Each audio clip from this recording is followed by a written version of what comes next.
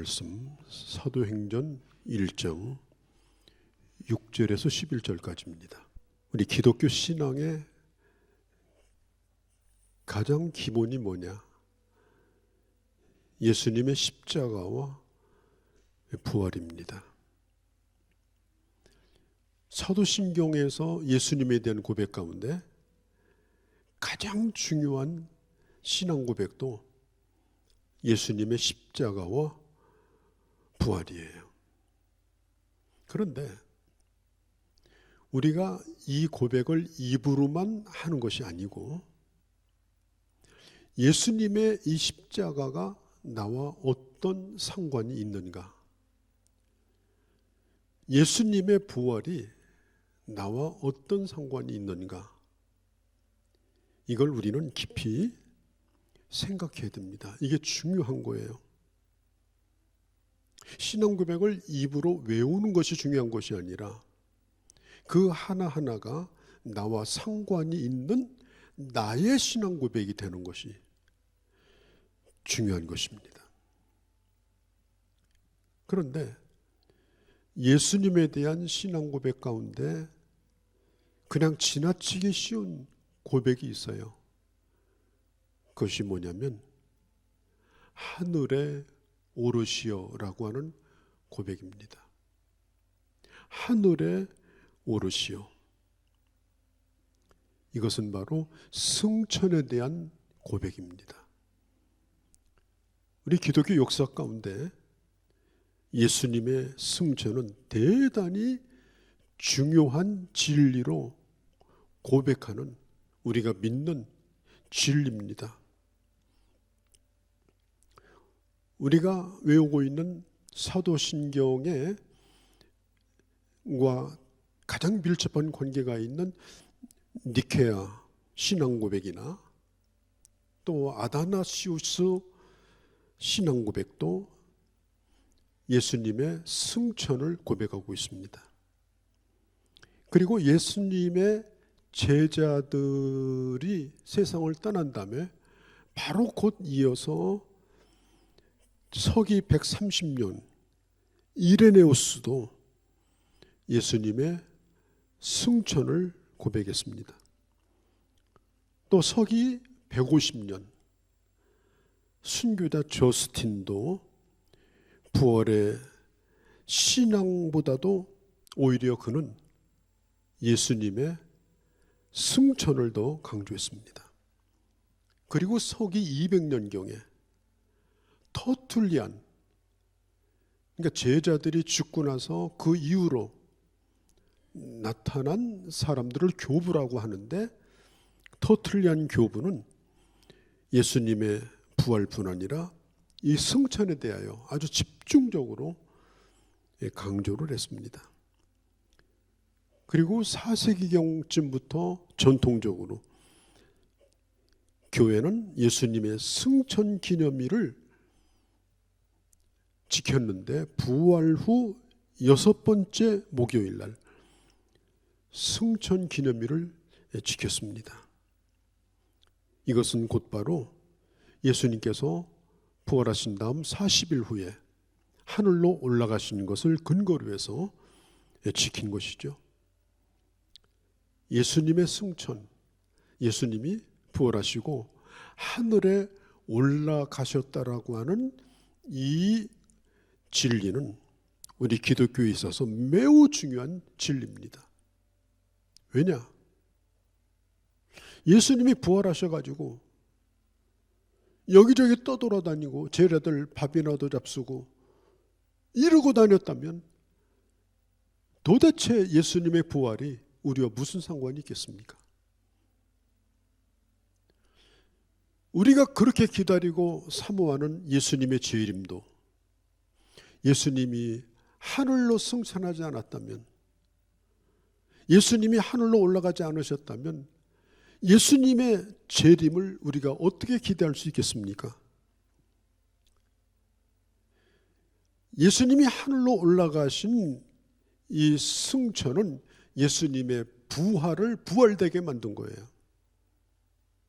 그리고 우리가 예수님의 오심을 기다리는 이 재림은 예수님의 승천이 있었기 때문에, 하늘로 올라가셨기 때문에 다시 오시는 것이, 그게 가능해진 것입니다. 예수님은 부활하셨을 때 그가 육신으로 이 땅에 계실 때 몸과는 전혀 다른 몸으로 부활하셨어요. 공간을 뛰어넘고 시간을 뛰어넘는 신령한 몸으로 부활하셨습니다. 전과는 전혀 다랐습니다. 우리 주님께서 하늘로 올라가실 때도 시간과 공간, 중력의 영향을 받는 그런 몸을 가지고 올라가신 것이 아닙니다. 전혀 다른 몸을 입으시고 주님은 구름을 타고 하늘로 올라가셨고, 그리고 구름 밖으로 우리 주님은 사라지셨습니다.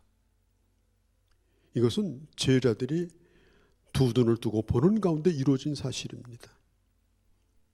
제자들은 그것을 보았기 때문에, 거기에 제자들만 있었던 것이 아니라 마가다락방에서 함께 기도했던 120명의 사람도 거기 있었고, 그 외에 수백 명의 사람들이 감람산에서 주님이 하늘로 올라가시는 것을 목격을 했습니다.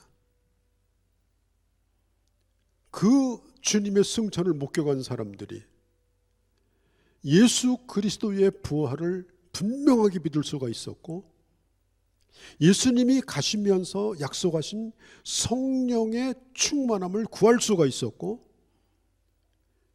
그리고 예수 그리스도의 복음을 증거하면서 예수 그리스도의 다시 오시는 재림을 기다릴 수 있었던 것입니다. 그러므로 예수님의 재림은, 이것은 관점이나 추상명사가 아니에요. 예수님이 하늘로 올라가시는 것을 실제로 눈으로 제자들이 본 것처럼, 고린도전서 15장에 나타난 것처럼 예수님의 승천을 목격했던 수백 명의 사람들이 있었던 것처럼, 오늘 성경 11절에 너희가 눈으로 본 그대로, 하늘로 올라가는 것을 눈으로 본 그대로 우리 주님께서 다시 오실 것이라고 분명히 약속을 하셨습니다.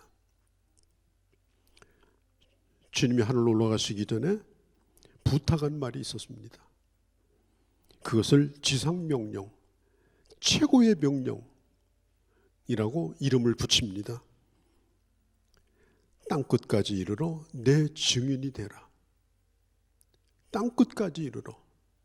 그 땅끝은 나의 가장 가까운 이웃일 수도 있고, 저 지구촌 어느 구석에 오지일 수도 있어요. 그곳까지 이르러서 너는 내 증인이 되라. 마태복음 28장에 보면은 예수님이 하늘로 올라가시기 전에 아직도 제자들이 이게 생신가 꿈인가 그러고 있을 때 주님이 말씀합니다. 너희는 모든 민족을 가서 제자를 삼으라. 내가 너와 함께 할 것이다. 그렇게 말씀하고 주님께서 하늘로 올라가시면서 하신 말씀이 뭐냐면, 이렇게 내가 하늘에 올라가는 것을 본 그대로 이 예수는 반드시 오게 될 것이다. 본 그대로 목격자가 있고 경험되어진 사실대로 우리 주님은 올 거라는 거예요. 예수님의 승천은 꿈꾸다가 하는 얘기가 아니에요. 일어나는 사건입니다. 본 그대로입니다. 예수님의 승천을 보았습니다. 그렇기 때문에 주님을 사모하고 기다리는 사람들이 또한 주님이 이 땅에 오시는 것을 보게 될 것입니다. 초대교회 사람들은 그러므로 서로 인사할 때에 이렇게 인사했어요. 마라나타, 주님이 곧 오십니다. 그들의 인사가 그거예요. 우리가 왜 이 핍박을 참아야 됩니까? 우리가 왜 믿음을 지켜야 됩니까? 마라나타. 우리가 왜 이 복음을 전해야 됩니까? 마라나타. 주님이 다시 오시기 때문에. 핍박을 받는 고통의 때였지만은 주님이 오신다라는 사실을 우리 잊지 말고 삽시다. 그리고 믿음을 지킵시다. 그것이 초대교회 성도들의 인사였어요. 그리고 오늘 우리 교회가 물려받은 진리가 바로 예수님의 재림입니다. 그런데 우리는 여기서 중요한 두 가지를 생각할 수 있어요. 예수님은 이미 우리에게 영으로 오셔서 우리와 함께 하시는 예수님이십니다. 그러나 예수님은 아직 오지 않았습니다. 아직 오지 않으신 예수께서 하나님의 영으로 우리와 함께 하십니다. 그분이 오시는 그때가 바로 재림의 때입니다.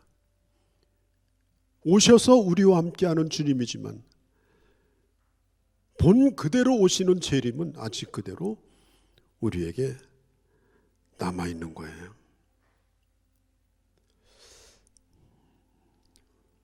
지금 교회는 시작 때부터 지금까지 주님의 재림을 기다립니다. 그 주님을 믿고 기다리다가 주님을 만나지 못하고 천국 가서 만나는 사람들이 대부분입니다. 우리도 그럴지 모릅니다. 그러나 우리는 주님이 부르시는 그날까지 우리는 마음을 졸이지 않고 반드시 오실 것을 믿고 성경에 있는 대로 천년을 하루와 같이 간절히 고대하는 마음으로 우리 주님을 기다리는 거예요. 이렇게 말씀합니다. 어떤 제자들이 예수님에게 와서 바로 승천하기 직전에 예수님, 이스라엘을 회복할 때가 이때입니까?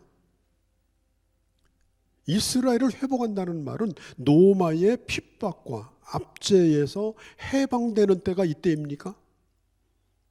그때 당시 예수님을 따라다니는 사람들은 정치적 관심이 엄청나게 많았어요. 그래서 예수님이 그런 일을 하실 거라고 생각했어요.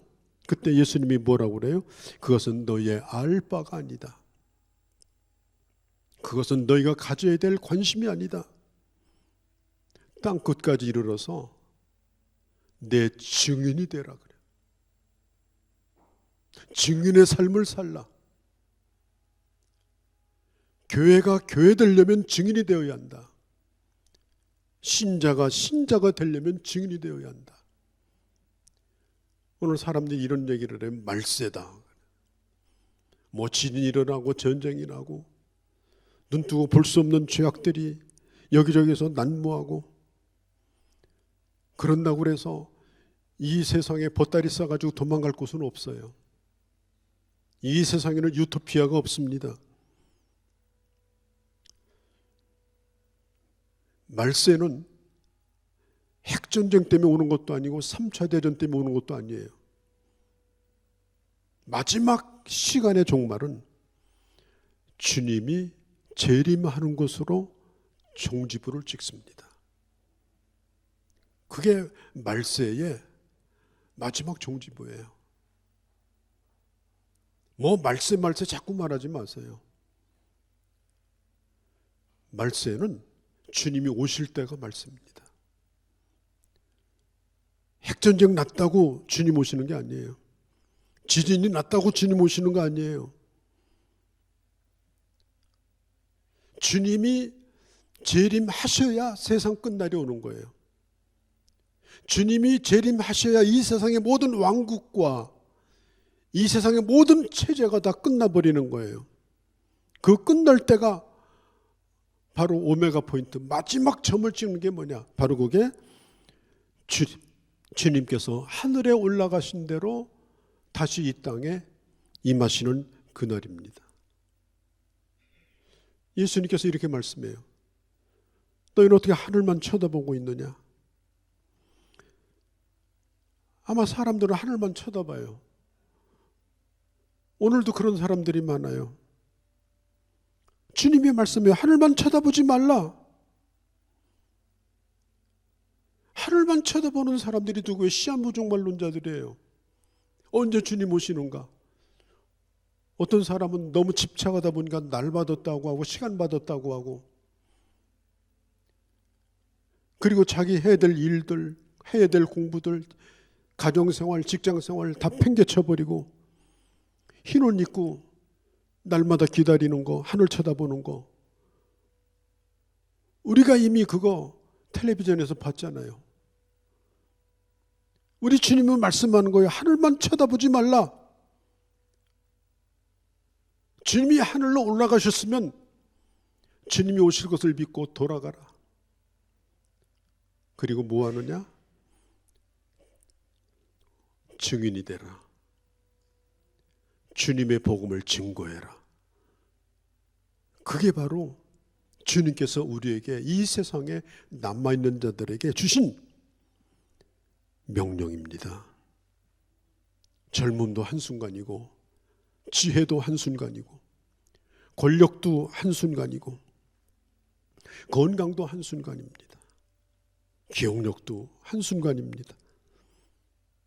아직도 우리가 지성을 가지고 기억력을 가지고 복음을 기억할 수 있고, 아직도 우리가 가지고 있는 말을 말할 수 있을 때에, 그런 사람으로 이 세상에 아직 우리가 살아있다라고 하는 것은 뭐냐? 하나님께서 교회를 이 땅에 세우신 이유가 뭐냐? 대답은 간단해요. 천년만년 건강하게 살라고? 아닙니다. 무슨 정치적 평화를 이루고 복지국가를 이루고? 아닙니다. 주님의 복음을 증거하라고. 하나님께서 주님 오시기 전에 교회를 이 땅에 세우셨고, 그리고 하나님의 사람들을 이 땅에 두신 겁니다. 오늘 성경에 보면요, 본다는 말이 여러 번 나와요. 9절에 보는 데서 10절에 쳐다보고 있는데 11절에 쳐다보느냐, 또 본 그대로 오리라. 무려 5번이나 나와요. 많은 사람들이 예수님의 재림을 봤어요. 예수님의 승천을 보았어요. 전대미문의 사건입니다. 한 번도 살아있는 사람이 하늘에 올라가는 걸 본 적이 없었어요. 이것은 지상 최대의 그런 사건이 그들의 눈앞에서 일어난 겁니다. 한두 사람이 아닙니다. 그들이 그걸 잃어버렸겠습니까? 두고두고 기억했을 거예요. 그러면서 반드시 그분은 다시 오신다. 사라진 게 아니다. 우리가 인공위성을 쏘아 올렸는데 하늘로 올라가다가 눈앞에서 사라졌다고 인공위성이 없어진 겁니까? 아닙니다. 그 어디에 있는 것입니다. 예수께서 하늘에 오르시어 제자들의 눈앞에서 사라졌다고 예수님이 없어진 겁니까? 아닙니다. 주님은 부활하셔서 다른 차원의 몸을 입으시고, 시 공간의 제한을 받는 이 공간이 아니라 다른 차원의 세계로, 다른 차원의 하늘로 우리 주님께서 올라가신 겁니다. 시 공간을 말하는, 하늘을 말할 때는 스카이라고 말합니다. 그러나 그것을 뛰어넘는 하늘을 말할 때는 헤븐, 그 하늘은 우리가 눈으로 보는 하늘이 아닙니다. 차원이 다른 하늘입니다. 구름이 가려워서 보지 않게 되더라. 이 말이 뭐예요? 수증기가 모여있는 구름을 의미하는 게 아닙니다. 예수님께서 변화산에 신령한 몸을 입고 제자들에게 나타났을 때도 구름 가운데 가려져 있었습니다. 시내산에 주님이 임재할 때도 구름 가운데 가려졌습니다. 저 하나님의 성막에 성수에 구름이 가려져 있었습니다. 그 구름은 수증기가 뭉친 것이 아니라 히브리어로 세키나, 하나님의 영광을 가르칩니다. 예수께서 부활하시고 하늘로 올라가실 때에 하나님의 영광 가운데 전혀 차원이 다른 하나님의 나라로 우리 주님께서 가신 줄로 믿습니다. 그리고 마지막 날 우리도 변화가 될 겁니다. 고린도전서 15장에 보면 썩을 것이 썩지 않을 것으로, 욕된 것이 영광스러운 것으로 변화될 거라고 분명히 말하고 있습니다. 그리고 우리도 그와 같이 주님 오실 때 변화되어 주님과 함께 영원히 주님의 나라에 거하게 될 것입니다. 예수 그리스도의 이 승천을 보았던 이 하나님의 사람들은 다시 오실 주님을 또 기다리게 됩니다. 이제는 어떤 역경도 견딥니다. 어떤 어려움도 이제는 견딜 수 있습니다.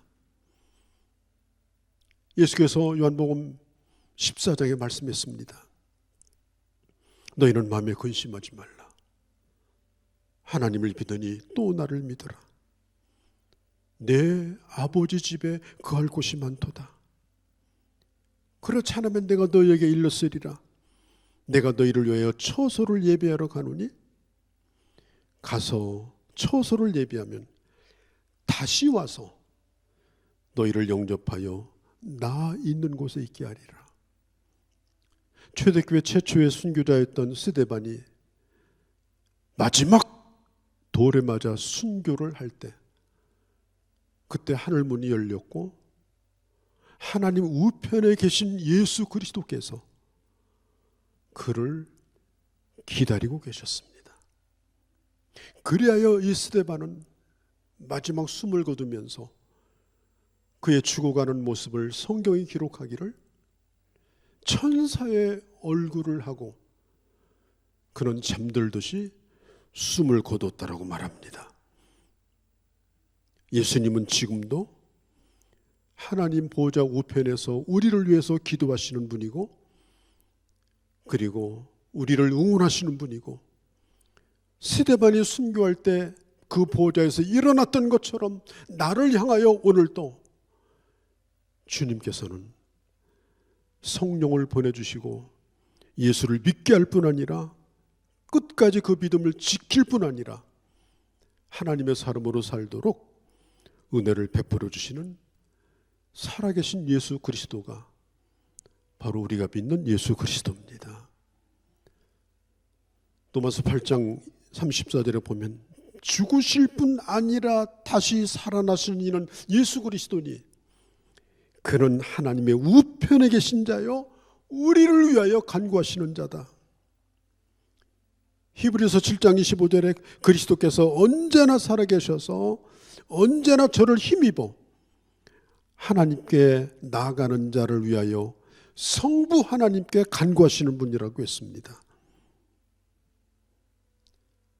예수님의 승천을 목격했던 초대교회 성도들은 주님의 재림도 그들의 눈앞에서 반드시 일어날 걸 믿었습니다. 여러분, 같은 믿음을 가지고 주님과 동행하는 하나님의 사람들은 반드시 다시 오실 주님을 만나게 될 겁니다. 그러면 한 가지, 내가 이 세상에 살아있는 이유가 뭐냐? 주님이 나를 데려가실 건데 그러면 데려가시기 전에 이 땅에 하나님이 나를 주신 하나님의 뜻과 하나님의 비전이 뭐냐? 어떤 제자가 물었어요. 이스라엘 나라를 해방시킬 때가 이때입니까?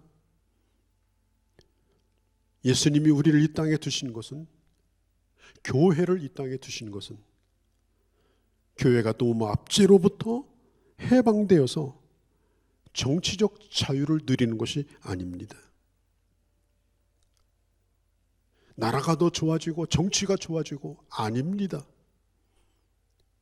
그랬다면 초대교회 때부터 정치운동 하셨어야죠. 네로 황제에게 저항해서 싸웠어야죠. 초대교회와 지금까지 하나님의 사람들이 가지는 꿈과 기대는 뭡니까? 이스라엘이 해방되는 것이 아닙니다. 예수 그리스도의 증인이 되는 겁니다. 어떤 것의 증인이냐? 예수 그리스도의 십자가와 예수 그리스도의 부활과 예수 그리스도의 승천과 예수 그리스도의 다시 오시는 재림입니다. 초대교회 수많은 사람들의 순교자들이 로마에 항거하다가 정치적 이유로 핍박받고 죽은 사람이 아닙니다. 반드시 복음이 세상을 이기며 복음이 하나님의 나라를 이루며 그리고 교회가 승리할 것을 믿고 그들은 끝까지 복음을 증거한 겁니다. 우리가 아무리 어려운 시대를 살아도 하나님의 나라의 새벽은 정치적인 데서 오는 것이 아니라 하나님의 나라의 복음을 증거함으로 역사의 새벽이 온다. 이걸 믿은 것이 교회고 그 믿음의 근거가 바로 예수 그리스도의 승천과 예수 그리스도의 부활이었습니다. 이 하나님 나라의 비전을 이룰 주인공이 누굴까요? 예수님의 부활과 승천을 믿는 바로 우리들입니다. 여기 있는 우리가 아니면 누가 그걸 하겠습니까? 내가 살아있는 이 순간 이 일을 하지 않으면 언제 이 일을 하겠습니까? 내게 기회가 주어졌다면 우리는 그 기회를 오로지 복음만을 위해서 써야 되는 것입니다. 석가도 다시 오지 않습니다. 모하메도 다시 오지 않습니다. 오로지 부활하시고 하늘로 오르시고 그리고 이 땅에 다시 오실 그분은 바로 우리의 왕이신 예수 그리스도입니다. 그리고 우리는 마지막 그분 앞에 서게 될 겁니다. 오늘 성경 11절을 말합니다. 본 그대로 오시리라. 이것이 우리의 고백일 뿐 아니라 주님이 우리에게 주셨던 명령을 마음에 간직하고 주님의 나라를 기다리면서 증인의 사명을 감당하는 그런 하나님의 사람들이 되어주시기를 바랍니다. 거룩하신 우리 아버지, 주님이 부활하신 것은 하늘로 오르기 위함이요 주님이 하늘에 오르신 것은 다시 오시기 위함입니다.